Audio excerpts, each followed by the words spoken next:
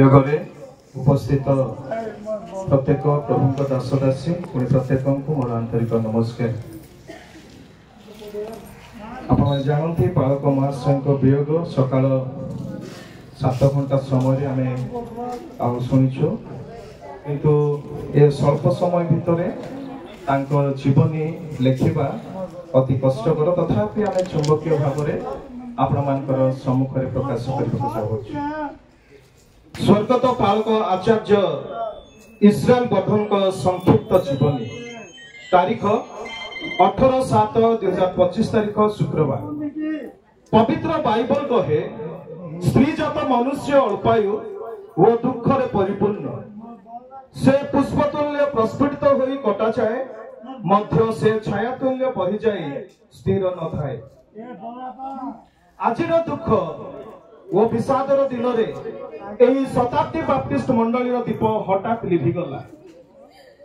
मंडली निरीह अरक्षित मेषपल तांकर पालक को हराई अछंती।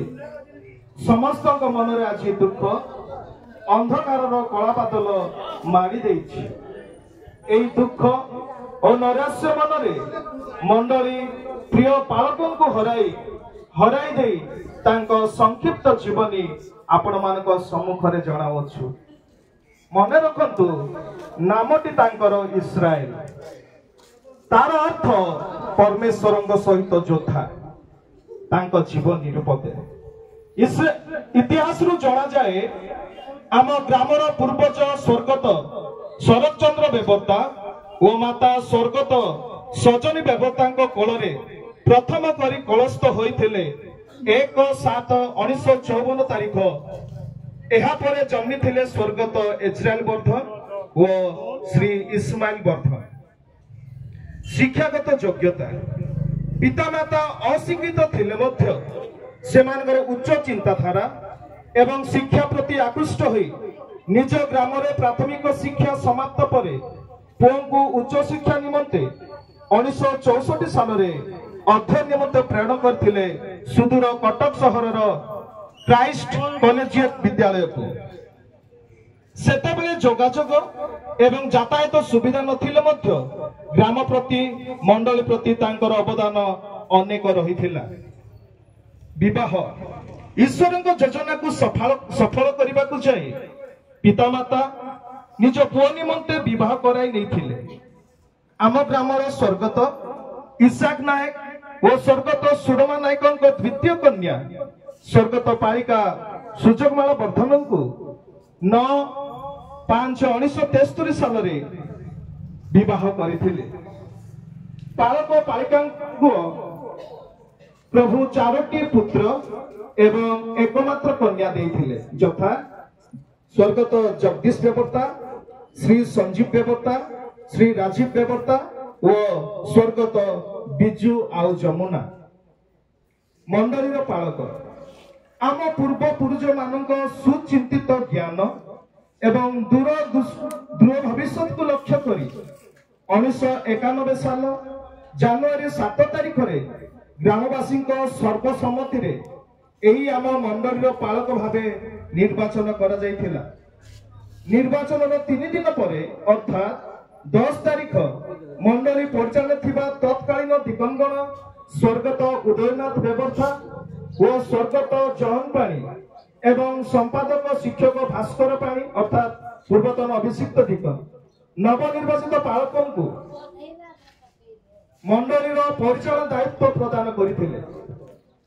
मंडली जने ज्ञानी दक्ष साहसी मेलापी मृदु मिष्टभाषी एवं जने दानवीर पालकों को पाई अत्यंत आनंदित होइथिले। ए परिस्थले 1991 साल जनवरी 21 तारीख दिन मंडलीर सम्मेलनीर तत्वावधान स्थानीय भोजनालय पालक अभिषेक कार्य संपादन करा जायथिला एवं 1991 साल जून 27 तारीख रे कानाडियन बाप्टिस्ट मिशन बोर्ड व मंडली समन्वय आनुकूल्य रे कटक ठारे पारमार्थिक तालीम निमंते प्रेरण कर जायथिला।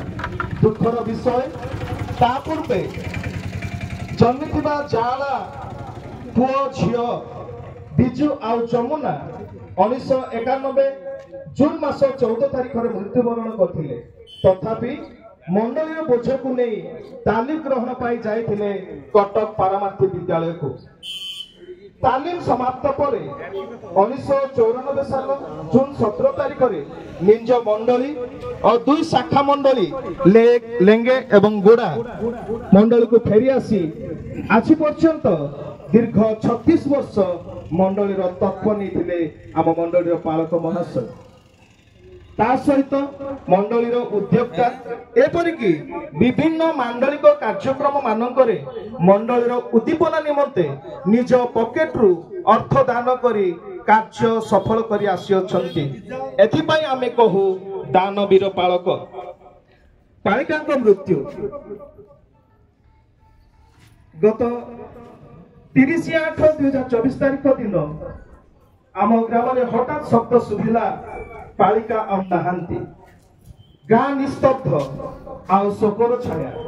एपरि स्थले निज कर्म को प्रथम अग्राधिकार दे आसुथिबा आम मंडलीर पालक शुक्रवार प्रार्थना मीटिंग परिचालना छाड़ी यात्रा करथिले ब्रह्मपुर डाक्तरखाना। एहा तांकु गभीर दुख आनी देइथिला। मंडली सम्मेलन आम मंडली आज गर्वित कारण एही बृहत मंडलीर जने पालक ही नुहंती सम्मेलन जने वयोज्येष्ठ एवं ज्ञानी सम्मेलन गठनकारी संगठनकारी आ जने सम्मेलन नियम प्रणयता। एथिपाई प्रभु सम्मेलन विभिन्न पदवी रे यथा सभापति साधारण संपादक सह संपादक प्राथमिक उद्योक्ता एवं अन्य पदवी रे मंडित होई आसियछंती आम पालक महाशय। गत 19/8/2010 साल में सरकारଙ୍କ ଠାରୁ विवाह लाइसेंस स्वीकृति प्राप्त होई मंडलीर और समाज मानकर पुओ झियो मानकु निज हस्त रे पौरोहित कार्य करियछंती। पालकଙ୍କ शरीर असुस्थ। गत 2025 साल जुलाई 9 तारिख सकाल 5 घंटा समय होइतिला। समय पालक असुस्थ कथा चहल पड़ा ग्राम में शीघ्र नहीं चिकित्सित कराइथिले। एपरि ब्रह्मपुर रे 3 दिन चिकित्सित कला परे निज मंडली को फेरी आसियछंती। एपरि अनेक मंडली एवं ग्रामवासी सह उत्तम भावे पूर्व भली कथाबार्ता आरंभ करथिले। किंतु आज हठात पूर्ण ज्ञान रे मंडली निमंते प्रार्थना करी प्रभु हस्तरे मंडली समर्पण करी छाड़ी जाई अछंती।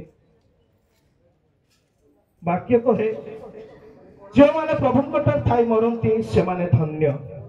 आज शोकाकल मंडली विराट क्षति बहन करी मंडली एवं परिवार को प्रभु को शांति सांत्वना प्रदान निमंते आपण माने नित्य प्रार्थना रे तोली धरंतु। बड़पदा शताब्दी मंडली पक्ष धन्यवाद।